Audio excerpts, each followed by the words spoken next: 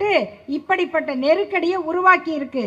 இதை செய்யறதுக்கு அவங்களுக்கு என்ன ஒரு தைரியம், என்ன ஒரு திமிர், என்ன ஒரு ஆணவம்? யாரும் கேட்க மாட்டாங்கன்னா, இல்ல இவ்வளவு ஆண்டு ஆயிருச்சு இந்த உணர்வு நீர்த்து போயிடும்னா, இன்னைக்கு தார் சட்டியை எடுத்துட்டாங்கல்ல, இன்னைக்கு ரயில்வே ஸ்டேஷன்ல அழியுதில்ல பேரு.